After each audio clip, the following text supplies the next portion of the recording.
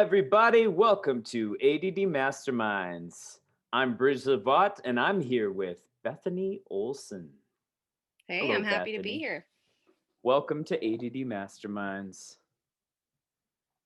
This is so different. I've been doing this show with Jimmy or Theo for such a long time, and you're actually the first female co-host. Am I? Oh, I'm Yeah, glad to bring that to the table. yeah. So don't screw it up. No, I'm just kidding. I have to represent an entire gender. No big deal. You're representing lady kind. I can do it. I'll make us all proud. So I was gonna actually open with Echo. I have this written down, Echo. Now, basically, I've had the album Uncaged out since Uh-huh. like the summer of 2020. Uh-huh. We're working on releasing album 2, which is titled Green. And so we got Okay. like 15 songs on that, right?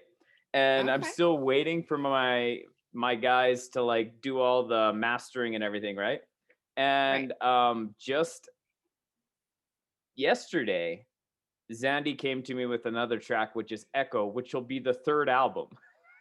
Oh my gosh, And so I got a you're whole prolific other here with album this. that we're starting on. But Oh it's like I goodness. just thought I'd share the concept because it's kind of fun. Okay. Um, it's like this. I was talking to my friend Brad Walker, and he was saying that everything you learn from someone that you trust. Mm. And it's like, so basically, it's like anything that I believe, I learn from someone I trust. And so Hmm. essentially, everything I say, everything I do is nothing but an echo. Oh gosh, you that's gonna make me spiral for sure. Wow. Okay. Yeah. So that's the concept for the album. All right. Oh, that's Yeah. Yeah. And I'm excited about it. I'm not really sure what I'm gonna write, mhm. but I think it's kind of funny because when you get into conversations with people, you kind of realize who they're parroting. As you talk Mhm. to them, you're like, oh, you're just saying this because so and so. I've listened to that podcast. I know exactly what you're gonna say. And Right. yeah, so it's kind of That fun. drives me crazy sometimes, to be like, "Oh, I've heard this argument before." And I'm like, "No, I think that I really think that. I think it feels true to me, but okay, I guess wow, I guess I did learn everything from someone else. Oh gosh." Yeah, but I But think go like, on. and I think it's kind of like with art, where it's like if I'm gonna make music, Mhm. it's like I listen to a whole bunch of different musicians, and then I create something new out of it, right? So if you Right. listen to enough different types of music, you can actually create something that sounds original, even if it is still an echo. And so it's the same Okay. thing with what you read, what you listen to on podcasts, what movies you watch. All those things make Right. us who we are, All which right, very true. actually is another topic I wanted to talk about. I've been reading, um, what is it called? Jesus and John Wayne. Okay. I've Yeah, seen and that so there's title there's a bounced lot of around. people talking about this book, and one of the things they talked about was how um, Christian books, Christian music, Christian movies, maybe a little bit. I don't know if not enough people watch them for it to matter, but Right. But between Christian music and Christian books, that's really dictated where Christianity has gone in America, and I would say by extension in Canada and Mm. stuff like that. So, and they've always been trying to be not too denominational in how they approach it. And I Okay. was like, that's so interesting because I'm like thinking, what were my influences? I remember I read Wild at Heart and I was like, yes, that's what men are Yes. supposed to be. Did you have Yep. any like ladies books that really Uh influenced you? yeah, the counterpoint to Wild at Heart was captivating. It was called Which Captivating? I'm pretty sure Huh. or Captivate. It was something like that, and I think it was some lady in like a flowy dress, kind of in a meadow, and because that's what we Christian ladies do. I'm trying to. I think I listened to music more than necessarily read Christian books. what Oh, what did oh, you I'm listen to? flashing back. Uh-huh. well, point of grace, Jackie Velasquez, uh, just different. I was a big Sarah Groves, like her first couple of, her work's always great, but her first couple really, really stuck. But I remember reading Stomping Out the Darkness with Hmm.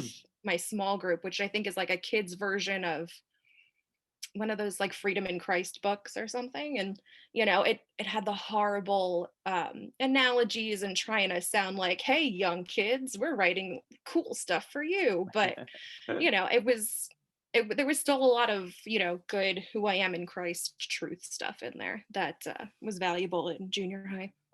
Jesus Freak really rocked my world. I Yes, I had that remember, one. I remember when I was in high school when it hit, and I remember there was a guy who had like a cross in his locker, and I was like, "Hey, you could be a Christian and be cool." And so I decided to be the cool Christian. Right. Um, yeah, I don't know. Did you I don't sit know like if anybody backwards on saw me as a chairs cool Christian. to like What was that? Did you sit like backwards on chairs like, hey, let's break out and talk, Yeah. Yeah, let's keep it real, guys. Yeah. Oh, it's funny too. I think like high school is kind of interesting because there was like a table in the cafeteria where all the Christians sat. Oh, And I always thought like that's dumb. Like Jesus would be sitting not at that table. right, right. And I was just Spread thinking out a bit. today, I on one of my other accounts, I kind of had an interaction with Christian Twitter, and I kind of saw the bad side of it. I kind of felt Oh, like I kind of saw what it's like for Jimmy when he has a bad take. oh no. And I was like, Oh, this is like the Jimmy. Christian table at the, where it's like people don't feel included. And I'm like, we got to be careful with Ooh. that weird Christian Twitter. Oh, that's Like weird. when they pile on somebody, it's not Christian at all. I'd like to take this up. I've piled on Jimmy.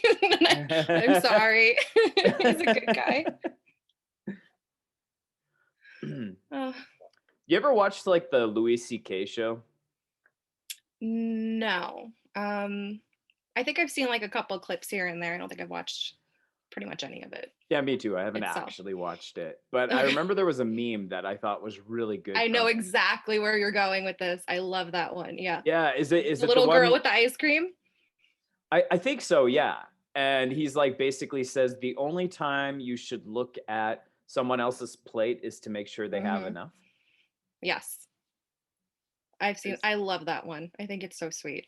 such a beautiful picture of contentment. It's funny. I may have brought this up on the podcast before because I think I said Louis C.K. He's a guy that we should all imitate in every possible way. No. No, I'm sure you did not, but I'm sure that's what people heard. It's like, how Yeah. dare you use him as an example in this Yeah. one beautiful thing Yeah. that's scripted? Another topic. I'm going to quote Hitler here. No. Oh my God. Beautiful paintings. No, I love that meme. I think that's sweet. And it's a good picture of yourself, to be content with what you have, but Mm. also looking out for everybody else, but still an element of mind your own business. I love that one. Anytime it comes around on Facebook, I gotta share it. Yeah, totally. Had you ever hear the term balaclava? No. So like a balaclava is like a thing that covers your face, I think. Oh. It's kind of like a ski mask or whatever. They use them at work and stuff like that. But I think it sounds like a like character from Star Wars. Okay. If we're not supposed to talk about the list, edit this out. But I thought it said baklava, and I was like, "Isn't that dessert? Why are we talking about a Baklava. pastry?" What is that? It's a pastry? It's some kind of like, I think it's Greek. It's some kind of dessert pastry, and I was like, "Interesting. I've never had it. I wonder why he wants to talk about it." Hmm. Now I feel even sillier. I talk about the ADD master list all the time. It's Oh, like the okay, we do that inside baseball thing. It's really exciting. gotcha. Speaking of the list, Mm. I wrote down anxiety avoidance cycle. This is a little mental health dealio.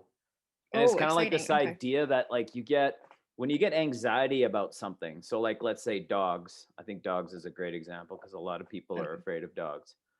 And it's like you have anxiety about this dog that you're going to interact with when you go to your friend's house.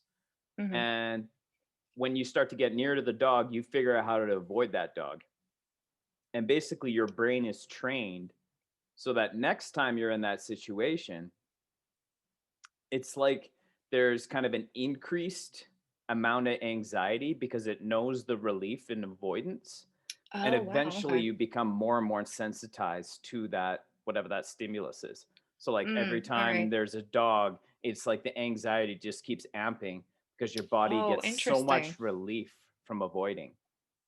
Okay. That makes sense. So That the way does. to break with that is immersion therapy. You find a Yes, small dog that makes sense. that A doesn't small scare dog. you. I have a weird fear. I'm afraid of butterflies. Like, Really? I know how irrational it is. They're not going to hurt me, but they freak me out. Hmm. And I've been told, just go stand around in a butterfly house for 20 minutes. Eventually, your panic like muscle will run out and you'll be fine and you'll be cured. But Hmm. that does not sound like I can just rather avoid them. But I don't know why they freak me out. See, mine, like, I don't know if it's a fear so much as it's an annoyance, and I think it's gotten worse and worse over time. It's like if I'm not watching a TV show and I can hear it, it drives me crazy. Or Really? if like someone else is playing music and I want to listen to music, it's like I can't listen to two songs at once. Like that just drives me crazy. Oh, okay. Like it's just different kinds of like audio stimuli that just really annoys me. And so I don't know. I'm Interesting. not sure what to do about it. Like I guess exposure therapy, just make myself listen to conflicting To stuff too all many the things time. at once, or Yeah, I don't know. And it may be the ADD brain too, because I'm just like, I just want to focus on one thing. Like I'm always right. very kind of one thing is the best way to, although I don't know. My brain's weird that way though, because it's like, I can't focus right now. It's too quiet. So I'm going to put some music on. Like there's a certain level of Okay. stimuli before I can focus. But I Mm, think a lot of it's about control too, because when I used to live in like a party dorm and I didn't party, but they did, right? sure. And so I bought myself a stereo just so I could play music loud enough so I could sleep. Oh, wow. Yeah. Okay. That's a Yeah. lot. Yeah, that sucked. Earplugs, just not doing it. I didn't have earplugs. I Gotcha. yeah. I do that now. That's how I sleep because it's like Yeah. I Once have your to have kids are old enough absolute that you can silence. plug in earplugs, oh my gosh, the best. Yeah, yeah, exactly. Well, now I have the Once they're not puppy like, during the day. mommy, all night. Oh, yeah. Yeah, so like yeah, Stanley, I got to kind of like check on him every. Aw. It's like I'm just going to finish this line of text and then I'm going to go check on the dog again to make sure he's not killing the cat. He just loves going after the cat right now. It's like, oh my gosh. It's his thing. Hmm. It's classic. It's his bag. I started reading this book, The Immortality Key. And it's like about, it's a weird take on religion, but it basically is saying that everything came from psychedelics. Oh. Yeah. And so I was like, Hmm. well, that's okay. So I'm not super enjoying the book, but I'm going to finish it anyways. Like I pretty much always finish books anyways. Sure. But kind of the opening was really interesting to me. There was an atheist woman who was dying of cancer, and she took psychedelics and she felt the love of God. Not only that, but she could feel like this lump of coal inside her belly and realize that lump of coal inside her belly was anxiety. And that anxiety dissolved because of the love of God. I was like, Oh, whoa, what? okay. Yeah. Interesting. It's Huh. interesting because I'm like, okay, like I mean, I'm probably not gonna try psychedelics, but We'll put a pin in that one. yeah, put a pin in that one. But it's like it's kind of interesting because I've heard a lot, like Joe Rogan talks about this a lot about Mm, psychedelics and how it helps you connect. I know like the TV show Mad Men, there was like a hmm. period where like one of the most narcissistic characters took psychedelics and all of a sudden he realized, oh man, there's other people in my life. I got to Yeah. think about those people. Like he could actually see things from their points of view. Right. Um, but what's funny is like he's saying like all this like Greek philosophy stemmed from them doing psychedelics. And I mean, like a lot of Oh, the great interesting. rock and roll music came from Sure. people doing psychedelics, right? And Right. then he even argued that within Christianity, the original Eucharist was psychedelic. So I'm like, all right, that seems No a little way. too far for me. Huh. But Interesting though. on top of that, what I really shocked me was like I've heard about the parallel story of Noah's flood. You know how it's Mm, like, well, there's ancient, stories that predate the Genesis account that say there was a flood. yeah. Um, but he's basically in this book saying that there's also a Greek story that is about somebody turning water into wine. And I'm like, Interesting. yeah. And so I'm like, this is interesting because when I was a lot more um, focused on literal interpretation of the Bible, like this kind Hmm. of stuff would be crushing. But I'm Of still course. kind Yeah. of like, well, I really like Rob Bell and how like when you talk about like the flood, he's like, if you're spending all your trying to prove that there was actually a flood, you're missing the point. Yeah. The point is Right. the lesson that comes in it. And Mm.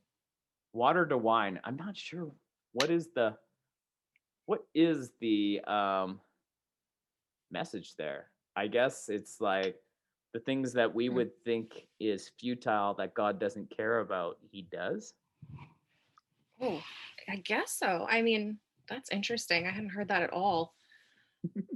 That there was other, and that's some of the stuff I feel like youth group tried to shield me from, of like, no, no, no, it's all just this. It didn't originate anywhere else. But I don't even, wow, I don't know. That's good stuff.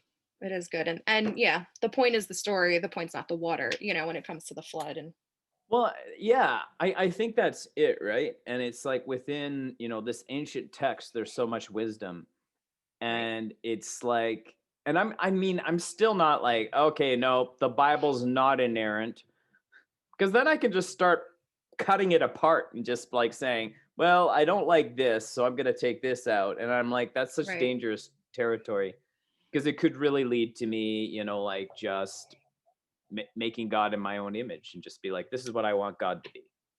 right. Have you read my favorite heretic, Rachel Held Evans, her book Inspired? I have not. I should read that. It's a good one, and she goes into kind of how people of the Jewish faith view the Torah and the Old Testament stories that we share, and a lot of it that they see more as tradition, or like she'll say like big fish stories, where she's like, no, it's impossible that this little army beat this big thing, Hmm. but somebody beat someone, and the big fish story maybe got bigger into this. And it doesn't, I mean, I'm not saying I've adopted that, but Yeah. it makes it a little bit more like, oh, okay, like the message stays the same, Jesus stays the same, but some of the maybe more far-fetched stuff just becomes a little bit easier when you see it as like, well, it's oral storytelling, and it's, the big, particularly the big fish story, that I was like, oh, okay, that kind of makes it make more sense when you see how they view scripture. Well, and I think also kind of looking at different interpretations like that within the Old Testament. I know like not necessarily heretic people. Like I don't think these were like super progressive Right, Christians, but I heard some of the discussion about like the genocidal kind of portion of the Bible. right. And they're like, okay, there's a couple things, when you talk about like Jewish literature, it's like in those days, when they say they killed everyone in that village, they're actually talking about the military portion of the village. It wasn't just Okay. like everyone, Right. which I'm like, okay, well, that's interesting. That's a little more tolerable. Exactly. And Yeah. then another guy was like saying that it was like when they said they completely annihilated the village, that was just the way they talked during war times. Like they Right. just Exactly. talked it like people do with sports.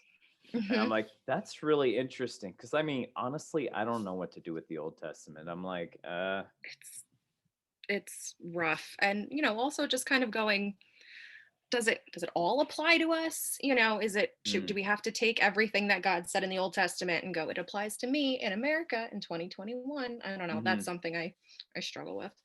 It is, it's hard. Hmm. But I think like more than anything, it's like reading the Bible holistically and being able to say, okay, I know, because I mean, it's so easy for people to fixate on, just one portion of the Bible. And I think that's where we end up with like prosperity, Mm, theology, or, like kind of theology that centers around generational curses and just breaking all those curses. And it's just like yes. people get into weird fixations, which I'm like, Hmm. well, I mean, really, the way that you view it should be, I think, you should be looking at it holistically. I mean, you can get fixated on Revelation too and just be like, there's a Yeah. prophecy about this and a prophecy about that. Oh, look, this is, Yep. and it's like, yeah, it's just easy for people to get fixated on one portion of the Bible when in reality, I think we need to be full Bible theologians if we're going to use it as any sort of guide to our lives. Right. All right, Theo put in a question. He's not here, Mm. but I thought we could answer it without him. What is your responsibility when others don't care to be reconciled? Like with me or like to other people that I'm observing, or I both? guess what would your advice be, for somebody in that situation? It's like, so this person doesn't want to be reconciled with me. What should I do? Gotcha. I mean, I tend to go, you can't force it. If Mm, you've, I mean, if you've owned up for whatever is your fault, and mm, whether that's big or small, or none, but if you've done your best, I can't make somebody. I kind of lean on the side of, if you've done all you can, then you just kind of, I don't know. At that point, it's not that interesting to be like, you try and then you kind of give up. But I think you just keep praying for them, you keep hoping. But I've had situations like that where I'm like, you know what, we've done all we can. And if they don't necessarily want to be in our lives anymore, then that has to be okay too. I can't make them hmm. be here. But I'm always like, if they turned around and called me, like I'll be there, and Yeah, wish them well. And um yeah. if something happened, I would be there, I would reach out, but I can't keep hunting them down. I think that does more harm than good. I recently discovered Brene Brown. I don't know if you've Hmm. like Yeah. gotten into that, but she was talking about compassionate people. And so I think like when we're talking about that kind of situation, it's like, well, I still want to be a compassionate person, right? And she Right. did a study to figure out, like to look at the most compassionate people in the world. And it was compassionate people of all kinds of belief systems and stuff.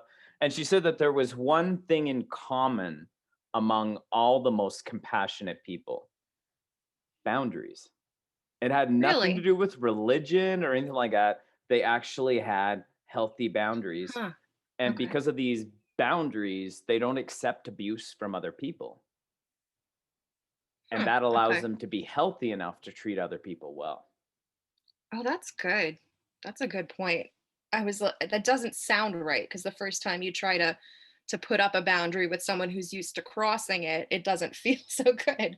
But No, it doesn't.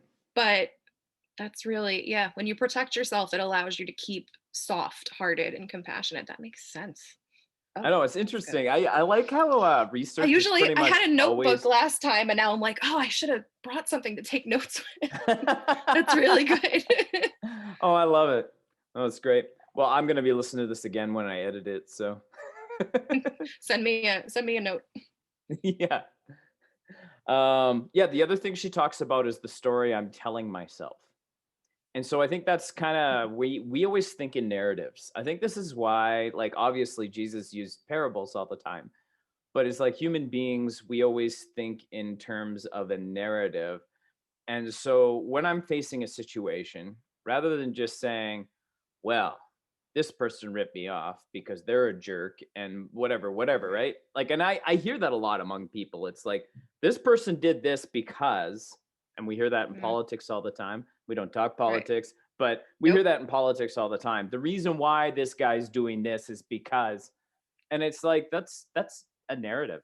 Like, that's, we Yeah. made that up. Like, that's, you Yeah. don't know that unless you actually Right. talk to the person. And I think like being able to continuously reevaluate and just be like, okay, well, what Mm. story am I telling myself right now? Ooh, that's good.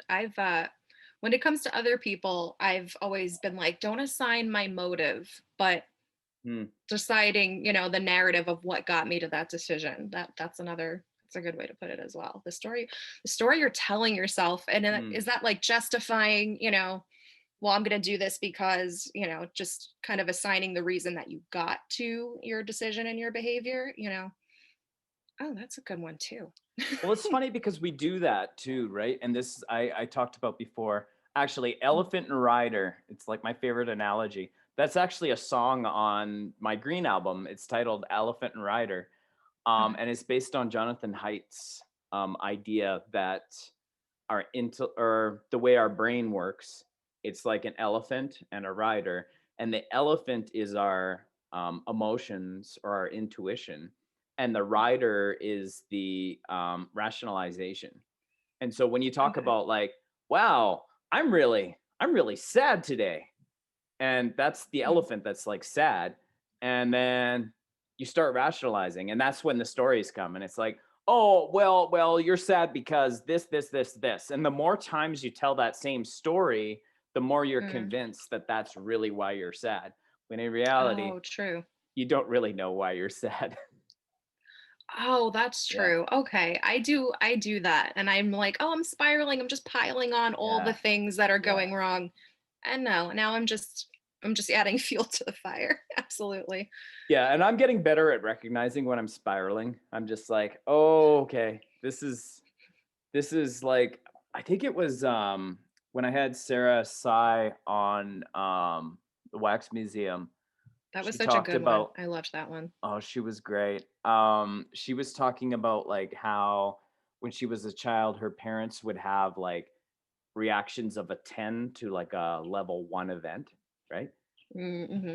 And I think that's something, like when we're able to like start recognizing that we're spiraling, it's like, wow, I'm really overreacting to this right now. Right.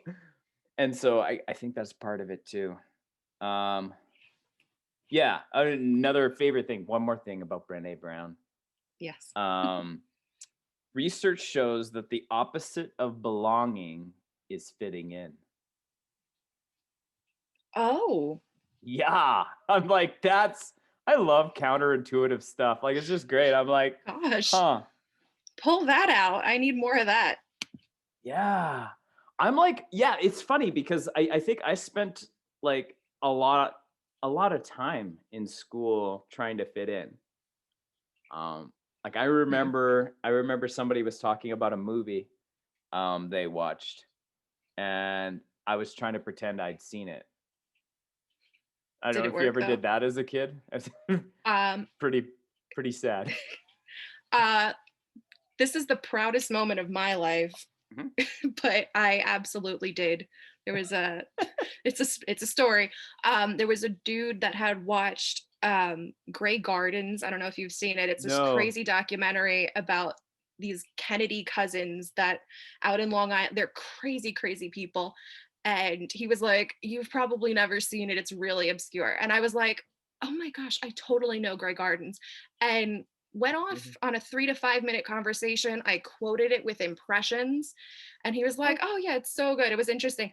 He left. I turned to the guy I was seeing and I was like, I've never seen that movie. And he was like, how did you do that? Honestly, my brain is weird. It was on in the background of a TV show that I had watched, and the sound stuck. And I knew enough to pull it out and be like, poor Edie, and this one and that one. Total He bought it, and it's the proudest moment that I So this wasn't totally even you just trying sold to it. fit in, it was you trying to be No, like, I was kind of trying to show up this dude who thought I hadn't seen this movie, but "That's amazing." but yeah, I'm pretty proud of that one. That But was I really just cool. gather it didn't go as well for you. Hey, I forgot to add to the list, Mm. your story about how you got the name I Drink Anarchy for your Oh Twitter gosh, and I handle. can tell it right. Yeah, do Do it. you want it now? Okay. Yes. So yeah, it makes no sense. I just thought it was the funniest thing. I like the I forced a bot memes. There's this kid and it goes around that, and it's all fake, but I forced a bot to watch, 1,000 hours of whatever and generate a script. And one of them was Batman movies. And I it was the Joker, that he comes in like, you know, throwing stuff around and he's like, you drink water, I drink anarchy. And I just thought it was the funniest thing in the world. It struck me just hilarious. And yeah, I had to have I drink anarchy. And I've had people on Twitter when I've talked about the election go, you're an anarchist. What do you even know? I was like, oh, okay. Well, interesting. But I'm sorry if that was politics. But yeah, Yeah, I no, drink it's funny anarchy. actually. There are some people that are anarchists that aren't like burning cities.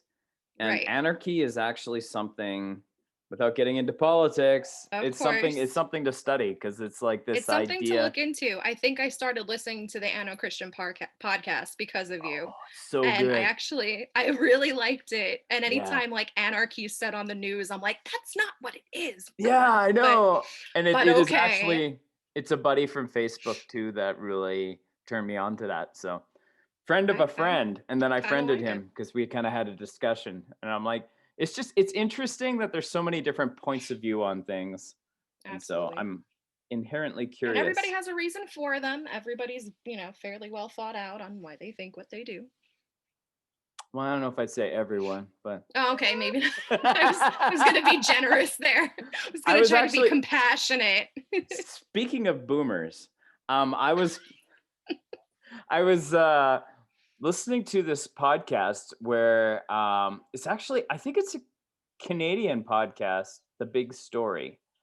And they had this woman who's actually from Christianity Today, which I was like, what? Oh, okay. This is a secular podcast. What's she doing on this, right? Because Christians are never on secular stuff. It's Never like the ever. two things should not cross or whatever. Mm-mm. No. But it's like in the Bible. Do It's not be on a literally chapter and non-Christian verse. podcast. Yes. Well, God showed remarkable foresight to mention podcasts. yeah. Okay. Here's Stanley. This will be good for our Oh audio my God. listeners. Hi, Stanley. Theater of the Minds. This dog is so cute. Just Yes. a big fluff. He's a very serious looking young man. You look at his face and he's just like, yeah. Anyways, Oh, serious um, looking dogs. Theater of the Minds. I love that. That's Yes. like that's a relevant podcast Oh reference. God, is it? I think so. Yeah. Okay. So I was actually one of my other favorite podcasts is Phil Vischer's podcast, um, Mm, the Holy Post, and I okay. believe it was Sky Jatani that said this. He said, or one of their guests. It's, yeah, don't quote me on that, but he said there are two things that eat at each other: unity and purity. Huh.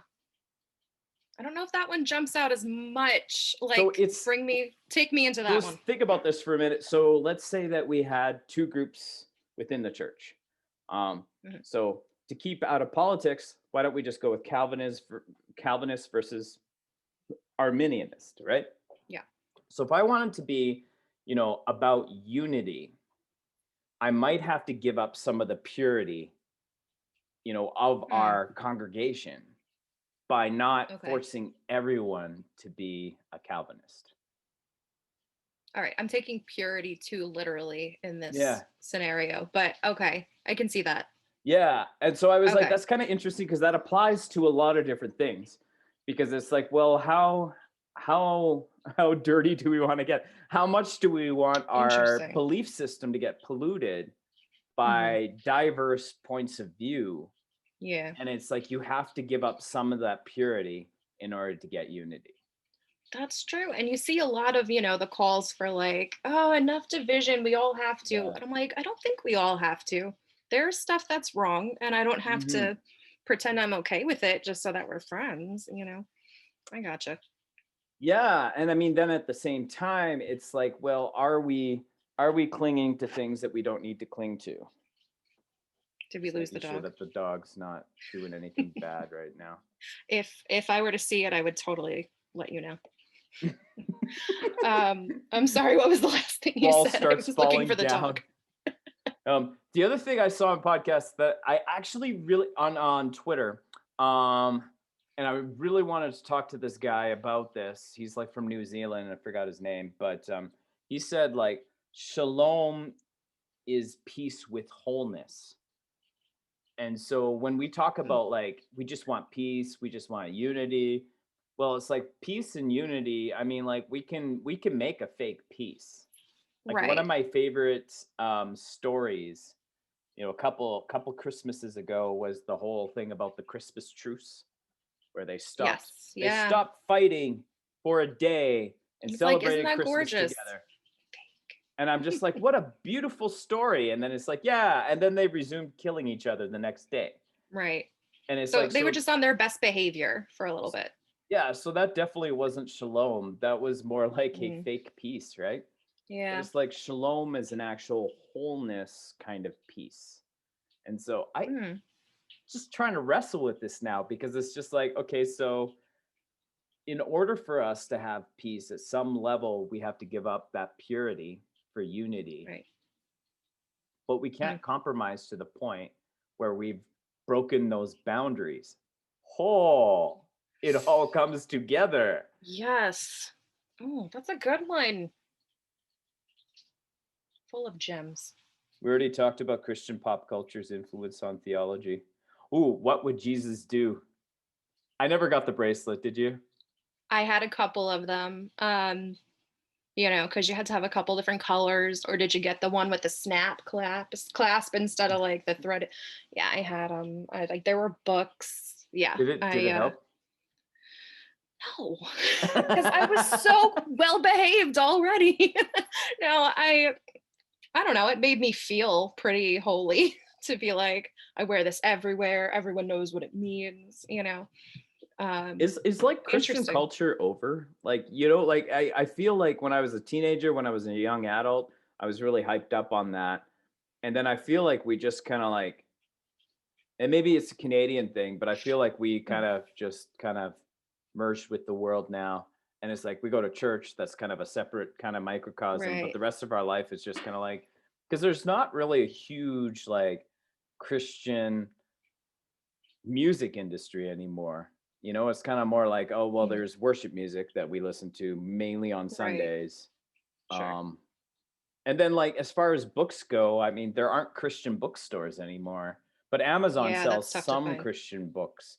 So it Sure. feels like that whole, like, kind of microcosm culture has now just kind of like been integrated into like the real world.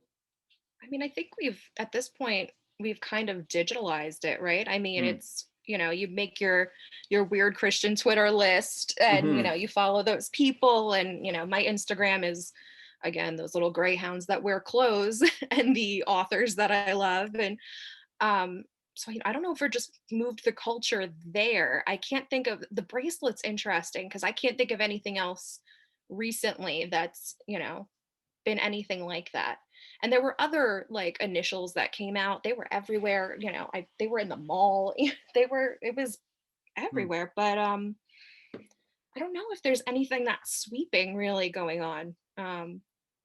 It's like what's Unless really you want to get trendy for political about Christians? it. What's really trendy for Christians right now? I What's think trendy what's for Christians trendy right is now? like speaking out about politics, Yes, I think it's which we I don't think it's touch just on. So it's rants. like, Yeah, I think it's yeah, it's just Instagram rants really. yeah, yeah. Okay, I didn't finish my rant about boomers, did I? I think that's when Stanley No. interrupted. Yes. So basically, this lady was talking about the boomer generation and how they interact with the internet differently from the generation that grew up with the internet. Sure. And one of her points that I thought was really interesting, like with internet literacy, she said, I don't like using the term internet literacy because it sounds like it's something you can actually be educated on, when in reality, it's learning how Mm, to properly engage in internet culture, understanding that there's algorithms and all that stuff, and that's how it works. mm. And it's something the older generation struggles with is they don't really understand the algorithms thing. Like they don't know that it's Oh, that's actually, interesting. Yeah. yeah. That's really learning by doing, I think. And I think I still learn that. I don't think I could bring anybody in and be like, this is how you use Twitter. When Hmm. somebody does this, it's a meme that's been around forever. They're not really being mean to you. I think you Yeah. just gotta, Yeah, it's learning by immersion, right? Hmm. Yeah. So I mean, with the cultural thing, that's what you got to do. One of the things she said that I thought was really interesting is like when you see someone post an article that's clearly sketchy, Mm, she said that like the younger generations can spot it right away just by the aesthetics yeah, of the article. It's like this is a joke. Look at this website. It's a joke. it's true. Um, but the older generation doesn't see that. I was like, I've never thought of that. But yeah, usually when I see like grandma post that article, I look at it, I'm like, what, what garbage is That's this? I don't even true. need to read it. Like, you know what I mean? And it's like, Yeah. oh, that's crazy. Yeah, And you can tell so, without scrolling usually if something's just garbage. yeah, yeah. And so, and I mean, like, part of it too is like um, sharing this information is endorsing it. And I think I don't think I need to single out the boomers on this. I think there's a lot of people that do this. They'll share this and be like, "Oh, well, this is interesting," and they'll share Right. it. And it's like you Yeah. realize when you're sharing it, it's basically like buying something. Mm, Like you know how you yeah. vote with your dollar, you vote with your Yes. share, and you're Right. promoting that. And it's I like mean, even you're, literally just with clicks and shares, if it's a pay per click type thing, mm-hmm. you've literally purchased it. Well, and I mean, you're actually, yeah, you're promoting it and you're Yeah. getting more people to buy into that. And it gets the algorithm going for that particular item. Mm, And so it's like Christians really have to think about, am I bearing a false witness in what I'm sharing? yeah. That happened to me recently with the dearest lady from church, but definitely I was like, did you maybe click this, miss? Because it goes to a totally different site with a different story. And she was like, oh, I didn't notice. I'll have to check into it. And, it thankfully didn't go a little too crazy, but I was like, just click it and make sure it's a real thing. She definitely just shared because of the headline. Oh my gosh. I Yeah. actually, Jimmy posted some like thing on Twitter Hmm. and I saw it and I went to retweet it by saying something. I don't know. I think I was probably going to give a snide remark or something about it. And Twitter said, you didn't read the article.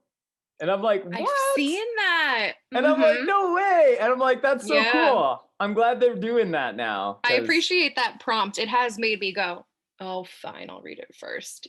But yeah, a lot of like, do you want to read it before you share that? And I'm like, oh, you know, think before you speak, read before you tweet. I get it. and pick your battles. I just like, this is my segue. It's another Like it. item. Yeah, Like it's it. pretty good. Um, now that Smooth. I said segue, I ruined it. I do this all the time. It's like part of the It was game. so good. Pick your battles. You don't have to take every shot. I've been thinking about that, like within. I mean, obviously, in our internet discourse where we're arguing over stuff, like for example, that heated argument over bacon on Weird Christian Twitter. Are you I couldn't even soft or be part of that. crispy? I like a chewy bacon. Me I too. and I like Canadian bacon. I hate that I Which just is did ham. that. Which just ham. It's just ham. But yeah, I don't really like a crunch. I like a bacon I can chew. I agree. Actually, Jimmy kind of said that like partway in between, where it's like chewy and a little bit crunchy. I'm like, you know what? I'm okay with that. I think it's mostly because if I have bacon, it's on a hamburger. And if Mm. I don't want like crunchy bacon falling out of my mouth when I'm having a burger. Like just When it's match the dry and texture. crunchy, like I Like, like everything to be juicy and soft. So right, match yeah, the texture of the food you're with, be chewy. match the text like God created it.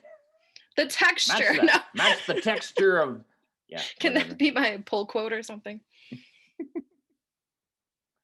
Match the texture of Of the food that you're with. that's the title of this podcast. Perfect. Oh my God. When I I'm having opened the last hamburger. I need to episode, it was match so the good. texture The of the food texture. that I'm with. It's kind of like Dance with the One That Brought You. Like Yes. that's a Petra song. Is it? Yeah, old. Oh, oh yes. Okay. Old That's Petra. taking me back. Petra means rock. All right. Yeah. So, yeah. But anyways, I think that it's kind of like dealing with teenagers. So like not only on Twitter, I think it applies to teenagers too, because it's Mhm. just kind of like if you harp on them constantly, they start to resent you. Sure. I hear. Um, and so you decide which shots you're gonna take because you don't have to take every shot. And I Right. think like it's funny because whenever I see something in the news, I'm like, oh no, these guys are gonna say this, this, this, and then these guys are gonna say this, this, this. And I'm like, you guys are so predictable, so scripted. It's You're true. Have nothing you but ever an been able to echo. predict the spin of something so Uh-huh. easily as like right now? Uh-huh. Just you can tell how everybody's going to do it. You don't even have to have the conversation. I know what everybody's going to say. Are you a math person? No, No? not even a little bit. I'm a math Sorry. major. You know how your teacher always Really? said like, yeah, yeah, yeah. I don't talk about it much, do I? No. Well, I didn't know, so I don't talk much I guess about not. my expertise. I'm realizing it's like because a couple of weeks ago I got asked to do a video for a guy who's like he runs like this um it's like a company that tests the air inside garages. So like those like parkades and stuff like that. Hmm. And they asked me like, can you do like a little bit of an industrial hygiene portion of our video? And I'm like, oh, okay. And I'm like, yeah, I podcast. And she's like, what about? I'm like, about stuff I'm not an expert on. But yeah, so I am a math major. Gotcha. Okay. And I was just thinking about how your teacher always says, like, show your work. It's like, we want to know Mm-hmm. how you got here. And I was thinking about I that in hated that. terms of like spiritually. It's like, show your work. It's like, how did you get here? Okay.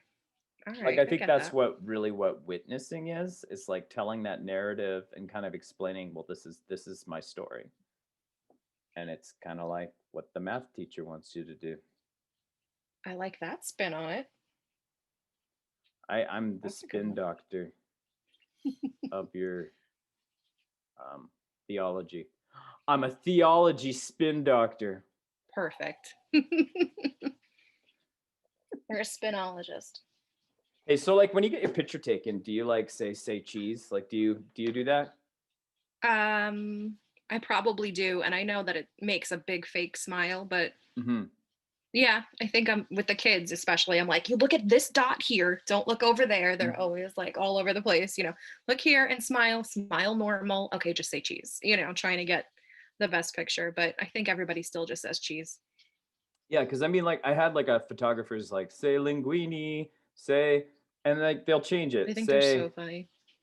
say Say stinky or whatever. cheddar. Oh, yeah. But I'm like, I always thought that like cheese itself was like it's like the algorithm. It's like the way to get the person to form their mouth in a certain way. Cheese. Yeah. Cheese. Hmm. Yeah. See, theater of the mind. We both That did is the it. thing. We did the thing. Yeah. Oh, like you ever like, when someone asks you what your name is? This is what I want to try. I haven't tried it yet, but like somebody's like, "What's your name?" I'll be like, "Oh, wait, you do it." Okay, ask me what my name is. What's your name? The humans haven't given one to me yet. It's pretty good, eh? That's a good one. Man, I ordered food today and Uh-huh. now, I say my name, I spell it real quick. Otherwise people think it's Stephanie. But next time I'm gonna be like, I don't have one yet. I don't know. That's good. I'm gonna do that. Or you're out with your husband. He hasn't given me a name yet. You'll have to ask him. I don't know. That's really funny. Oh God. Okay. Hey, you ever thought about like what praying without ceasing actually is? Man, I'm hearing an old Christian pop song in my head about, oh, let us pray. And I can hear it, but I can't figure out who sang it. Mm. Um, and no, I mean, if I'm pulling it out now, I'd be like, okay, I think it's not. I what I don't think it is doing your quiet time and your quiet time and your prayer and your whatever, and then being like, well, that's done, and just moving on with your life without giving any of that part of your health another thought. But I think I don't know, I just feel like it's that open communication and Hmm. just that idea of, I don't know, the God's presence and, just kind of always around and kind of um your life kind of going through that filter. But I don't know if that's what we were going for. It's like having a sense of God's presence everywhere you go. Is that kind of what you're I saying? mean, I I just think, think kind of being aware, but maybe just yeah, constant feeling of communication, which I think is yeah. harder now that you are in almost constant communication with technology. But, Mm, just that kind of, I don't know, like if you were with somebody all day, you would technically probably be technically probably, that sounds good, in hmm, constant conversation, even though you might not be talking the whole time, but you hmm. spent the whole day with that person, and I think that maybe it's Ooh, that mindset. ooh, I like that. Ooh. That's something I didn't think of. Is like, so if you're spending all day with someone, you're not continuously talking to each other. There's times Right. where you're just like, all right, well, I'm just doing this thing. And there's Right. silence while you're doing Yeah. the thing. But Joe, you don't necessarily start up a new conversation 10 minutes later. It's Hmm. been a constant flow of conversation, I think. I don't Well, know. that's like, what was it? I'm trying to think of where I heard this, but it was something like, like being like a Christian shoemaker, right? Because there's lots Mhm. of shoemakers out there So many in cobblers. sweatshops. But okay, why am I laughing about sweatshops? I'm a terrible No. person. Okay, but you're a Christian shoemaker. This is back in the 1800s. Let's just go back. Sure. You remember the 1800s. I Um, very well. and, and it's like the idea that the Christian shoemaker, I don't know why I went with shoemaker, but Can we? People are actually chefs, John. Let's make him a chef. No one's a okay. shoemaker. Nope, doesn't work with food. No. No. Okay. He makes the bacon wrong, and he can't be a Christian chef. The guy that makes the bacon in a sweatshop. Ugh. Um, he's a Christian bacon maker, not because he sings hymns while he does it, but Mm. it's like he can do it as unto God because God likes good bacon, or God likes good shoes, or God likes a clean floor. Okay. Um, and so it's like everything is spiritual. There we go, Rob Bell. I haven't read that book, but I'm No. assuming it's something along those lines. It's like everything's spiritual. And so I think, yeah, I think what you said is like super powerful, because it's like when you spend all day with a loved one and it's like the greatest day ever with that loved one, were you constantly talking the whole time? No, there were No. moments where you were silent, where you were just Yep. sitting there and watching the waves pass over the shore, whatever, right? What a lovely day. Yeah. But it's that constant sense of presence. And I think like we fail when we compartmentalize our lives and Mhm. say like, well, God's not with me when I'm watching Parks and Rec, which I'm I working feel through. I'm God like in this season Chili's. 6. It's great. Yes. What's it? Okay, Feel God and Chili's is from that. No, that's from The Office. I made Oh, a okay. mistake. No, it's all Sorry. good. It's the same thing, anyways. It's the same It's kind of idea. two sides of the same coin. I love Andy Dwyer so much. He says the dumbest stuff. It's awesome. The best. Oh man. Okay. Mm. Henry Nouwen. I don't know why I wrote this. Have you read any Henry Nouwen? The name rings a bell. I don't think I could pull anything out necessarily. Yeah, I I'm loved gonna see skimming if the this makes list. sense. Time with God, time in community, time in service. I think that's what the Christian life is time with God, time in community, time in service. And we need Hmm. all three. All three. Okay. I Sure, mean, I'll take that. Sounds right. sure. Moving Yeah. on. Nothing wrong with that. Oh man, I don't know what It's half of the this stuff most is because now I'm the getting into most professional podcast.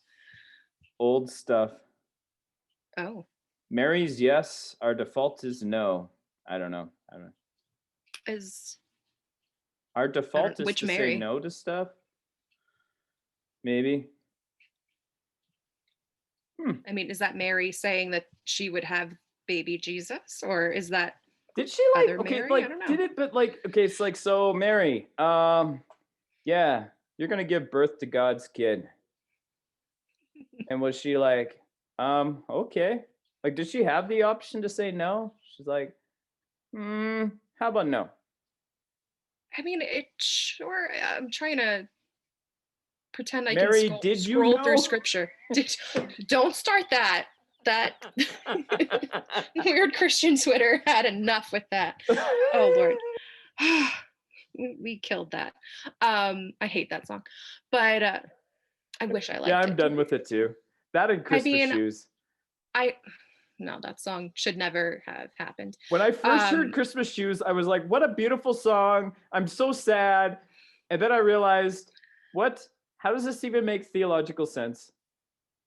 yes, that. And I went to a church Christmas show where they kind of like acted it out, like Uh-huh. along with the song, like they had Oh, the that little must have boy been holding the so good. shoes. So not. It was so bad. Like everybody was crying and I'm a horrible person and I had to leave because I thought it was so funny. But I don't like Mary Did You Know until I saw Dolly Parton sang it this Christmas on one of her on some special, Oh, and a it was female great. voice is a Yeah, lot different. that's true. We That's true. did I used to do that song actually with a lady who was a teacher, and she had just the most beautiful voice, and I played acoustic, and I just like added just a little bit of harmony to it, and it was like, yeah, we do that every Do year. you think because it's got like a female subject, do you think that a female voice attaches better to it, or a female singing it kind of gets it better? It's super rare to hear a Or am I female just voice do dividing that that in a song, gender line that doesn't but exist? I think so too. Like I Yeah. think because it's about a female, I'd prefer to hear a female sing it, and it's rare that you hear that. And so, That's did right. you like it a bit more when Dolly Parton did it? Oh, she killed it. And in the Mm. middle, she like talked about the story. I think she recited some scripture and it was gorgeous, you know. Hmm. So I will tell you, yes. You have to like Dolly Parton. It's like an absolute must. It's an absolute rule. My husband recorded a couple of specials for her. She was like honored last year or the year Oh, before. And he was like, "Hey, when do you want to watch these Dolly Parton specials?" And I was like, "Oh, whenever you want. Like, they're yours. I don't care. I'll be here." And he was like, "No, I recorded them for you. You're such a big oh, fan." I was oh. like, "Since when?" No, I mean, I don't own. I love her career, legacy, longevity. Her philanthropic work is amazing. It's not like I listen to her all the time, but he recorded this for me. It was the sweetest, and I'm not like a diehard Dolly, but Have you yeah, listened she is to wonderful. the podcast about her? I know I have to. I I think it's called haven't. Dollyland or something like that. Dolly's. I'm not sure if I It's listened to the like whole thing, Dolly something. but it was like way better, like way more interesting than I thought it would be. I'm like, Yeah. No, she's a really interesting person. I just found it funny. He thought I was this huge fan. I'm like, when have I ever listened? But okay. um, I wrote false wisdom, false humility, and I wish I knew what was going through my brain because, like, false humility is something that I've thought a lot about because it's Mm, kind of like this idea. It's like, well, I don't want people to think I'm prideful, therefore, I'm going to say this to make sure they okay. don't know I'm prideful. And Right. that's false Okay. humility because you're thinking about your image, right? That's true. Yeah. Hmm. So then, what is false wisdom? Yeah, it's not hitting me. Smarter John must have written that. Smarter John. I mean, Bridge. Whoa. Oh no. Gosh. It's funny. We'll I did take a that right out. podcast this week with a guy in England, and I had to do it at like 1 p.m. Hmm. And there was like no like normally I'll set up my guests with like kind of an idea what we're going to talk about and everything like that. Yeah. This was just total free flow. And I had said, yeah, I'll talk about being uncaged because that's what my 2020 album is. And it's like about being uncaged spiritually, uh, ideologically, and artistically. Okay. Um, and he's like, all right, tell me your story. And I'm like, okay. So I just rambled, right? And then when all was said and done, he's just like, that was really good. I think it'll be helpful to the listeners. It was really helpful to me. And I'm like, oh, good. Good. Yeah. That's a So good compliment for sure. yeah. So that was fun. I don't know why I brought that up, but I'm not sure either. Um, no, no clue. it's okay. It's all right. I'll be listening to this later in editing and I'll be like, oh, that's where that came That's from. what it And was. it's Yeah. like, oh my gosh, I went so ADD on ADD masterminds. That's so embarrassing. I like the term swimming in the waters of. And so it's like this idea Mm, that, when you talk about fish, it's like they don't know they're in water because water's everywhere. But it's sure. like being cognizant of what we're swimming in the waters of. What is Mm. in our environment that we're not even thinking about? Like, I guess for me, it's like being Canadian. It's like I often forget that. I'm like interacting Oh with yeah. people on Twitter. Oh, by the way, I'm Canadian. Things are different here. Everybody forgets that. We all assume that everybody is from where we're from. Yeah. Well, no, I kind of assume everybody on Twitter's not where I'm from, Oh, okay. but That's I true. kind of forget, yeah, that I'm not from where they're from. They're from. Yeah. I just know too much of America. It's dumb. Hey, I went on a, a missions trip to Colombia Oh, years ago. mhm. Um and it was kind of like, you seen that movie Yes Man? Yes. Yeah. Okay. It was like that. And so it was like say yes to everything. Like it was like they're like, "All right, so we want you to preach in front of this church." And I'm like, "Okay." Sure. And then so I'm like Why not? preparing this message, and it was weird. Like I was like, I don't know what to share with them. And then I thought about like the rich man going through the eye of the needle, and the people that we were dealing with were very poor compared to, where I was coming from. Mm, And I thought about like the eye of the needle. It's like anything that God's asking you to give up. And so it's not necessarily money. It could be, friends mm, from your past.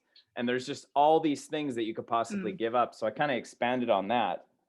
Um, okay, Stanley, you're being a problem. No. My door on my studio doesn't actually like stay latched. It's like Oh, like gotcha. French doors or something. So, anyways, He comes and sorry. goes. So yeah. So anyways, so I preached, which was like something, and through a translator. So it was like there were parts of the message that like Oh, were just okay. really hard for her to translate. So it was quite the Mm. experience. Oh, But interesting. the other thing that was really weird is like um, they were playing worship, and one of the guys from the stage looks at me. He's like, "Come up," and like, Yes. yeah, and I'm like they wanted me to play, like, and I'm like, I don't even know what these guys are playing. Like, I don't know the language, Right. and so, and my wife just looks at me and she's like, "Do it," and I'm like, "Okay." So I went Good, up good. and I played with the band, and I'm just sitting here like kind of looking at their fingering and playing, and then What are like, you gonna do? Oh, that's great. yeah, actually, I think I was looking at the piano player and trying to look at like what the lowest note was, and I'm like, I'll just Mm. chord according to that. I don't know, like, yeah. I'm so jealous when people can play instruments. I've tried. I can't read music to save my life. Like, I mean, I wish I I had. can't read music either. That I hate you more that you can just do it. That's even worse. Well, it's funny because like it's kind of I played for quite a few years, like with church and stuff like that, and went from playing acoustic to being a bass player, singing backup to not singing. And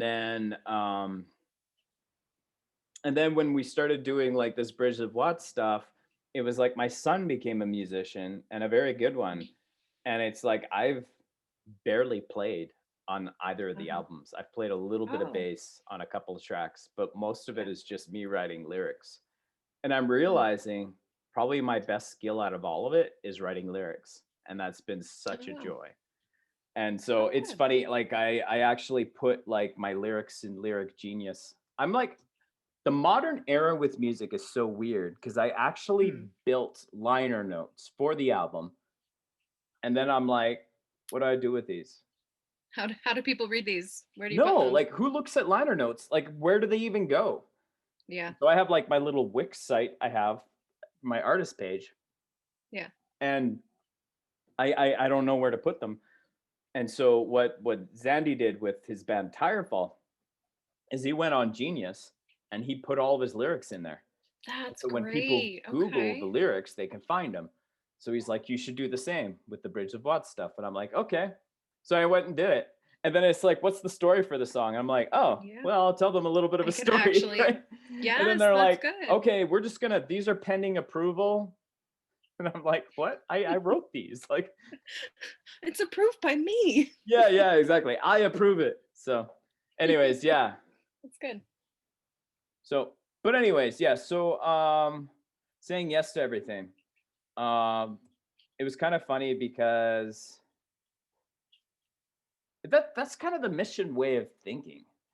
And it's like you come back from a Right. mission trip like that, and you're like, well, can I be as bold to talk to strangers? Because when we prayed with people in the airport on the way back and all this stuff, Right. because I was like, I want to keep this with me. I'm so excited and all this stuff. And when I had to go on a work trip right after that, and I went to the airport, and there was this guy, and he comes in the bathroom, and as he's walking out of the bathroom, he's like, "Oh, good, I found it." I'm like, "What?" And he's like, "This book. I was looking for this book, and I found it. I had left it in the bathroom." I'm like, "Oh, good, good. What's the book Cool. about?" And he's like, "It's about destiny." And I'm like, "Oh, do you believe in destiny?" And he's like, "Yeah, I do." And then I did like lunch with the guy. I ended up praying with him. Like it was just Really? the craziest Oh, thing. And that's I'm like, awesome. it's kind of funny to think of that now because I'm just like, I want that again. It's like Mhm. saying yes to everything. That's just such a cool way to live. Right.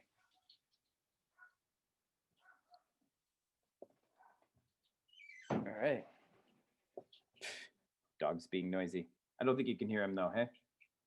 I heard like one or two little yips and they thrilled my soul, so I wasn't going to I'm complain. glad. I love dogs too much. Hopefully it thrills other people's souls too.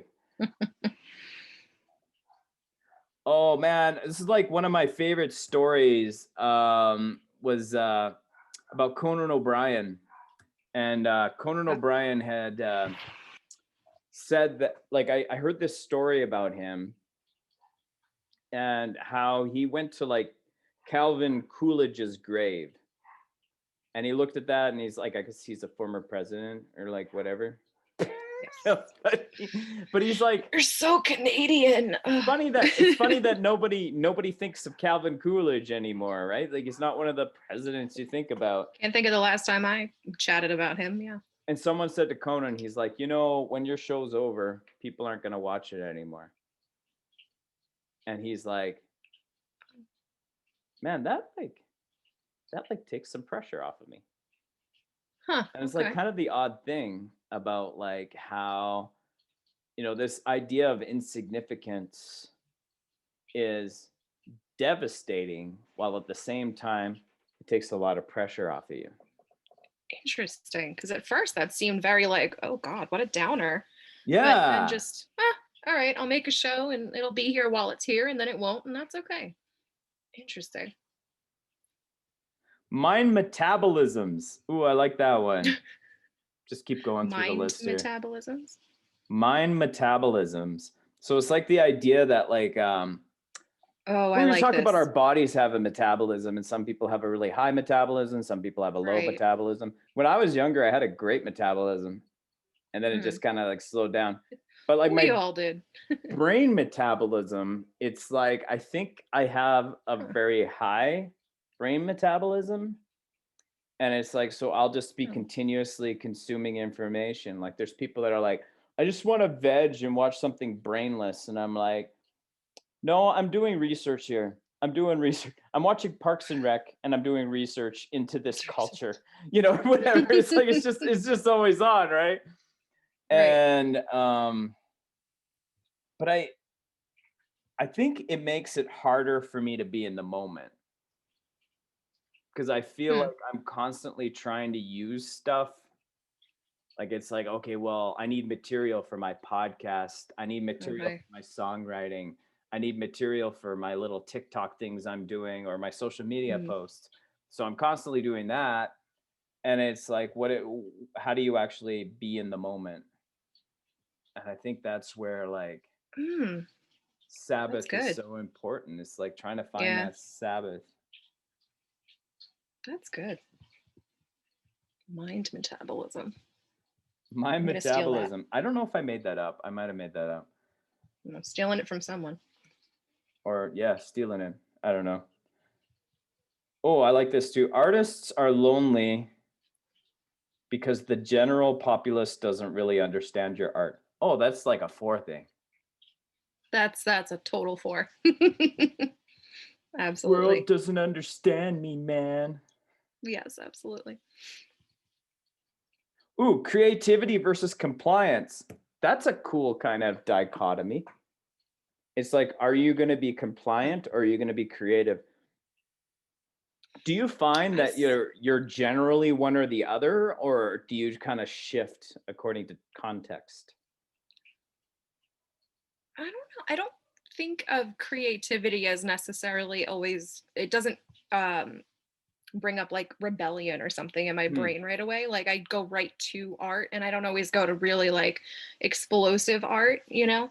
But I feel like I'm mostly fairly compliant, go with the flow type person. So I don't think that but I would consider myself also creative, or maybe I just appreciate other people's creativity. Because again, can't play music and I can't paint or anything like that, but I appreciate art.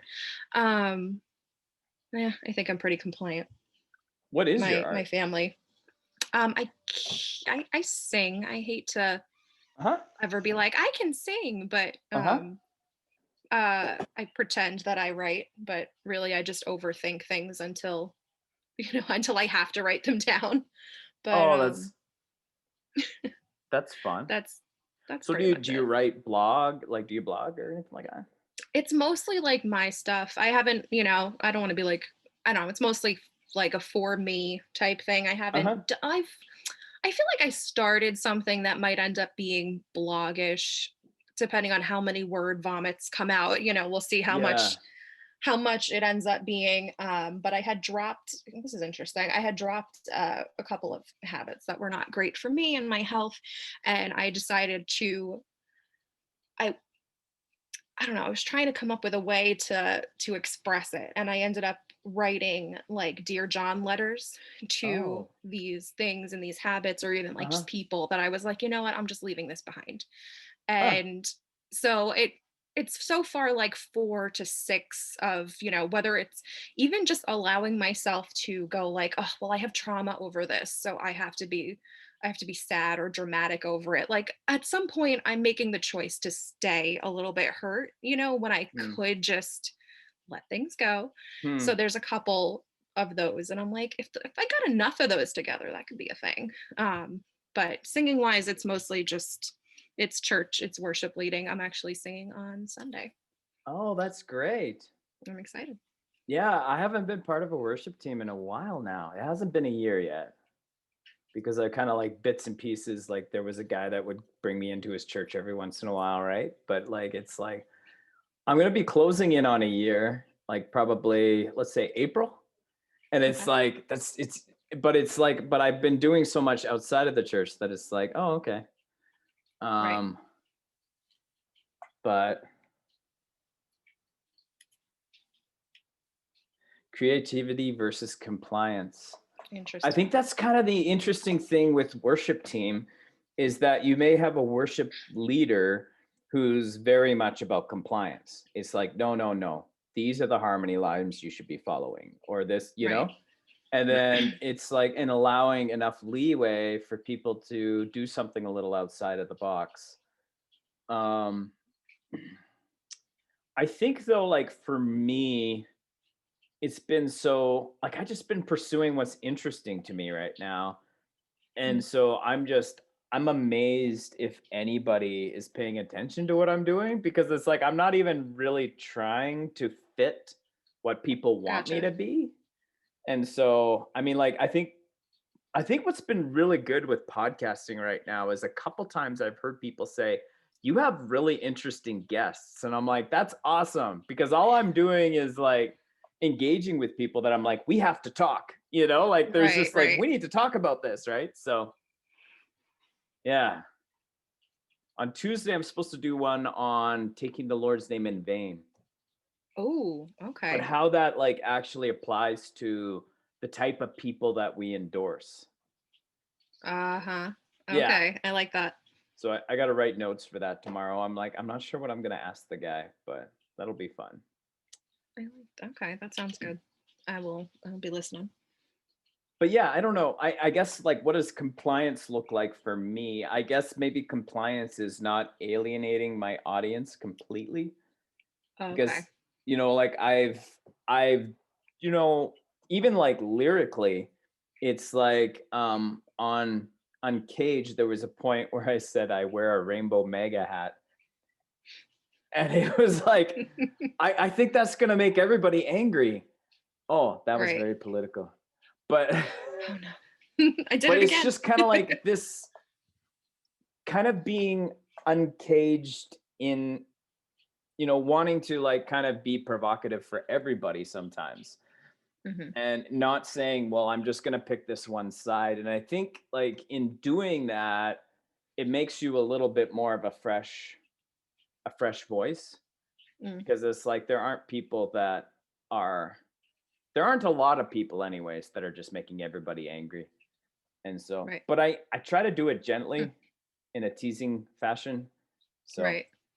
but I guess yeah, for compliance for me, like that was probably when I wrote this, I was on the worship team, and I was like, they just want me to be compliant, but what if they let me do this, and but I think, those years of working under, some people that were very structured was good, because it forced me to look at song structure, because it's Right. just kind of like, when you're playing an instrument, they're like, don't play here, play here. Mm-hmm. Right. And when you play here, play high, play a high octave, play a low octave Right. here. And I mean, it'd be the same thing too with playing, doing backing vocals. It's like you can't just sing harmony the whole time. Like you got to Hmm. kind of like step back sometimes. You got to come in. And then I guess with lead vocals, it's also, there can be different kind of things where they want you to jump an octave, or where, there's a lot of different. Yeah. No, I I love can worship putting it music in where that, I people, can see that. I love worship music where like someone jumps an octave. And I know the general population is like, "Oh, this is too hard to sing." I'm like, "Come on, just sing along. You don't have to jump the octave. Just keep singing the way you were singing Except before." you yes, do your melody. I think I get it with that, that I have a little bit, I hear, notes, and I have a little bit of flexibility in there. And, if I get too into it, if I'm doing lead and then it's like, during the rehearsals, I'll be like, stop. You can't do that thing on that last note. You can't do that little Mm, flippy note. Like people are mhm. following you. And I'm like, oh, fine. Okay. Yeah. What won't they just stay where they're supposed to? And Yeah. it's not a diva thing. It just happened. I like the Yeah. second we get into a power ballad, I'm gone. Like you can't tap me Yeah. on the shoulder. You can't Totally. like you can't interrupt. I'm like I'm just gonna go and do what I Mhm. do, and I'll try to play along if I can, so that's been something that I've been like, okay, I kind of have to stay in these parameters when I lead. It's not a solo. Okay, that's fine. That makes sense. Yeah, no, totally, totally. And I think that's the hard thing. Like I think with like writing worship music, which I've tried a couple times and I've never really written anything that really worked. Mm, And it's just kind of like, well, people are always like, I hate worship music because it's so repetitive or whatever. And I'm like, yeah, well, the problem is that if you make it too complicated, then people are like, I can't sing it, it's not singable. Yep. And it's like one of my favorite bands, King's Kaleidoscope. There was Mm-hmm. an interview with Chad, whatever his name is, and he said like everything is worship music. He's like, you go to like a Jay-Z concert, watch how the whole Yeah. crowd is Yeah. mouthing every word.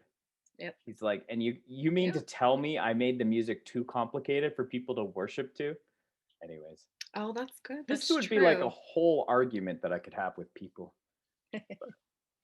But I don't know. It's hard because again, it's that compliance versus creativity. Because it's like, well, do you just fit the mold of what people are used to within that genre of worship? And Right. I guess we just need to swallow our pride and just do it, right? Just like, oh, you Right. can't do that extra really cool note thing. I know exactly what you're talking Yeah, I about. mean, It's and like I I do, yeah. I do want to, and I want to lead well. I mean, I'd rather be less good at singing and more good at worship leading, yeah. and have that be really true for me and have that be really just honest. Mm-hmm. An honest flow rather than like she sounds amazing. Like I'd just rather be good at leading. So it's like, okay, if this is what I have to do to be good at leading our little COVID restricted congregation that's not even allowed to sing, then fine. But, Yeah. I don't think that's necessarily political. Yeah. No, it's hard to avoid the politics of COVID. Yeah. It's everywhere. I know. It's crazy times. And I don't know. I'm at a weird place too with church because I'm just like, well, I kind of watch the streaming service and the message can be really good. Um, Actually, it's funny because I've been working on kind of a worship. It's not really worship. I wanted it to be worship, but I just can't write worship. I don't know. But I'm writing an album called Reconstruction, Mhm. and the idea is coming back to faith after deconstructing. And so I started writing this track called New, and as as as luck would have it, as as the spirit would move, our pastor on Sunday was talking about sing to the Lord a new song, and I Mhm. was like, ooh. And so I got a whole bunch of ideas while he was Oh, preaching, and I'm nice. like, cool. So I am finding the message can be, messages can be very edifying and useful Good. material. There you are looking for material again. Looking for material, always looking for material. All right, well, I think we are out of time. I've Thank you got, for coming oh gosh, on, it's late. Bethany. Thank you for having me. I appreciate it because after listening back to the other one, I've never heard a more annoying blend of a New York accent and Valley Girl, which makes no sense from my upbringing. But I heard me and I was like, oh, this is terrible. But I had so much fun. So thank you for having me. Thank you for asking me to do this one. I honestly I hear no accents, so I'm I said it to my husband and he was like, "What are you talking about?" I was like, "I don't know that every now and then like a really nasal New York would come out, but then I'd be like, yeah, totally." Just like Drew Barrymore would come out of my mouth. I'm like, I can't believe that people would even listen to me for more than a second, but this was so much fun. Thank you. Thank you. So it's I Drink Anarchy on Twitter. That's right. Have fun with my hot takes. I'm Bridge Live What. Catch you on the flippity floppity. Air Smudge.